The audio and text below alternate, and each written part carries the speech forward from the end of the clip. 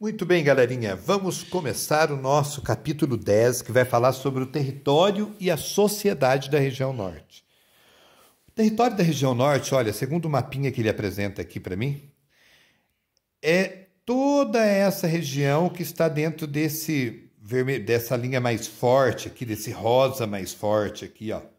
Tá? Toda essa é a região norte. Ela é formada por 7 estados, e eles são o Acre, o Amapá, o Amazonas, o Pará, a Rondônia, a Roraima e Tocantins.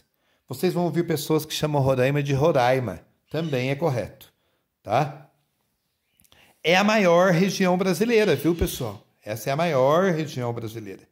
E depois ele vem falando de uma característica marcante na região norte, a floresta amazônica.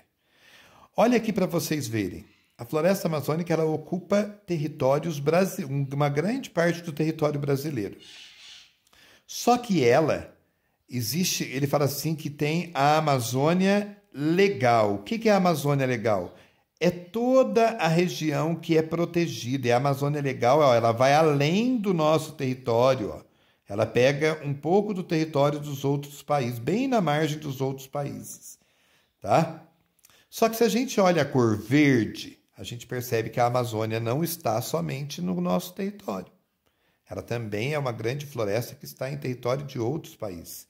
E depois vocês vão responder essa questão no caderno. Lá no final da aula eu vou falar sobre isso de novo, que vai pedir para você analisar quais são esses outros países.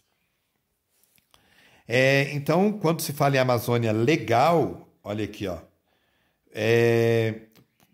O que é a Amazônia Legal? Foi um projeto criado para promover o desenvolvimento social e econômico da região correspondente à Amazônia brasileira, que inclui todos os estados da região norte, o Mato Grosso e parte do estado do Maranhão.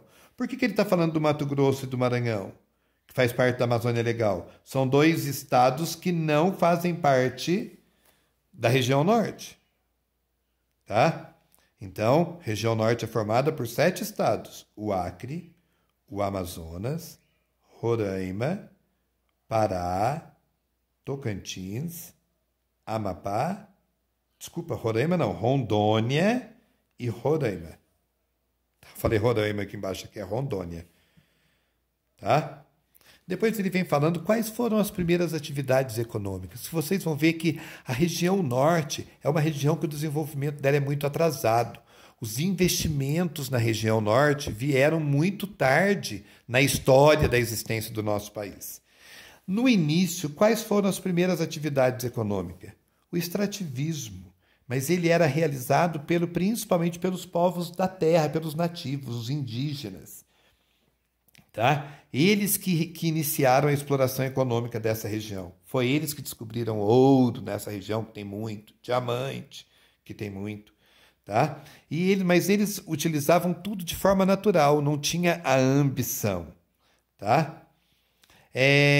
Na economia é importantíssimo falar da questão dos rios, porque os rios são a principal fonte de chegada de mercadoria e de escoação da mercadoria que é produzida na região. Tá? Essa navegação foi importantíssima no início, ele até coloca aqui, ó, até o ano de 1800, porque as navegações chegavam através do rio, como o rio Amazonas é muito grande, você consegue vir através do mar e entrar por ele. E essas navegações chegavam até o interior da região norte para ir atrás das drogas do sertão. O que é droga? Não é droga de cocaína, maconha, não. Olha o que eram. Cravo, canela, baunilha, pimenta, cacau e outras coisas que eles conseguiam, que eram produtos utilizados como remédios, por exemplo, na Europa, na indústria farmacêutica. Muitas dessas drogas são coisas que são utilizadas para se produzir remédio. Depois, com o passar do tempo, lá no final do século XIX, ou seja, depois de 1890, início do século XX, 1900, o extrativismo na região norte atraiu muitas pessoas de fora. Por quê? Eles começaram a perceber que tinha muito ouro naquela região, que a madeira que tinha lá era muito boa. E eles começaram a ir para explorar. Primeira exploração que vai vir depois das drogas do sertão foi a exploração do látex, que é um leite retirado das seringueiras, que é utilizado para fazer borracha, tá? E nessa exploração do látex, eles começaram o desmatamento para poder começar a ficar lá, a construir as suas casas, e assim começa o processo de ocupação, tá? Só que vai chegar uma época que o látex vai perder o valor no mercado, e daí eles vão ter que procurar uma outra forma de desenvolver a região norte. O que eles começam a perceber? Se em 1920 o látex não estava dando mais dinheiro, eles tinham que explorar de uma outra forma. Eles vão começar a fazer a integração da região. O que é integrar? Fazer ela realmente fazer parte do Brasil. Vão começar a construir rodovias, vão incentivar as pessoas a ir para lá. Tá? Então, começou um processo de ocupação na região norte. Só que essa ocupação começou a gerar alguns problemas. Porque quem vivia lá, que eram os nativos da região? Os indígenas. E as terras deles começaram a ser ocupadas, principalmente quando descobriram que na terra deles tinha ouro. Quando eles desmatam, é a terra do indígena, para poder pegar a lavoura, e depois pegar a lavoura, para poder fazer a lavoura, eles utilizam a madeira e tomam a terra, tomam posse da terra. Tá? E isso começou a gerar problemas sociais na região. Tá? E o que ele vai falar? Na região norte, olha para você ver, essa ocupação aconteceu de uma forma tão desordenada que teve pessoas que começaram a conseguir grandes extensões de terra através do desmatamento e fizeram grandes fazendas, que são os grandes latifúndios.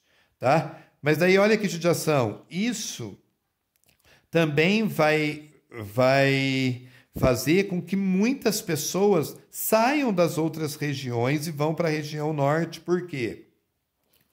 Porque eles vão encontrar lá terras muito propícias para a produção de alguns alimentos, e um deles é a soja. Tá? Só que essa ocupação que se iniciou na década de 1950 e vai partir para a década de 1960, 70, ela intensificou os conflitos naquela região, porque cada vez mais pessoas foram indo, principalmente da região Nordeste e da região Sul, e começaram a invadir os territórios indígenas. Aqui ele mostra, gente, olha para você ver, uma rodovia que houve aqui o desbarrancamento, né? Desabou um trecho da pista por causa da quantidade de chuva. Região Norte também é uma região onde chove muito. Muito, porque ela está próxima, a linha do Equador corta ela. E isso faz com que chova demais. Então quer dizer que fizeram essa interligação com a região norte? Fizeram, só que ela não é de boa qualidade.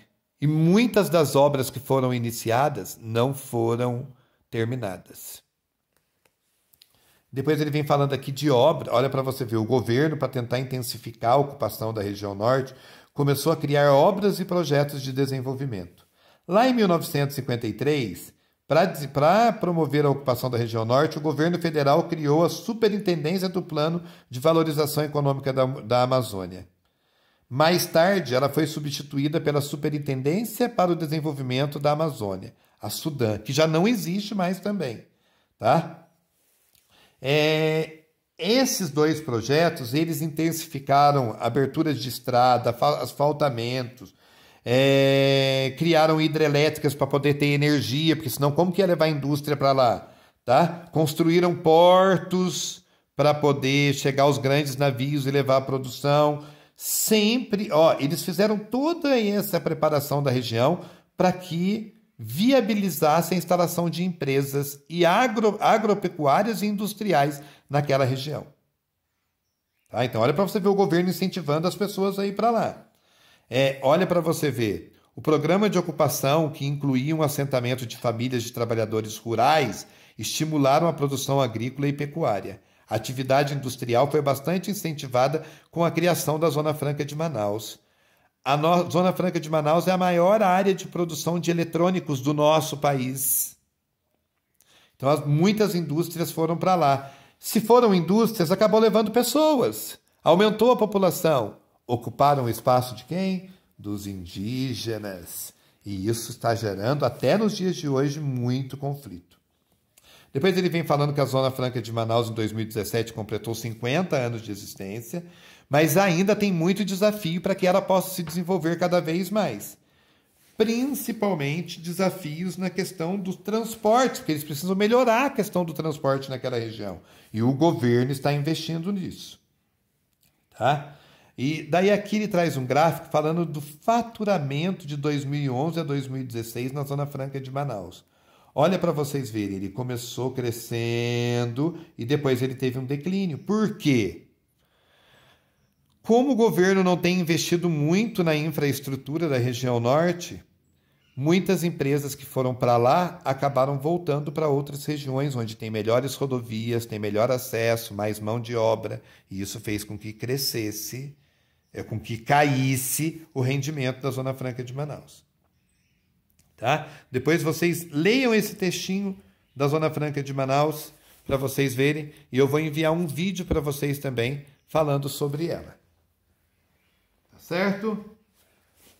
Isto é o conteúdo da nossa aula de hoje. Eu espero que vocês tenham lido, anotado o que vocês tiverem dúvidas, para na sexta-feira a gente retornar nesse conteúdo.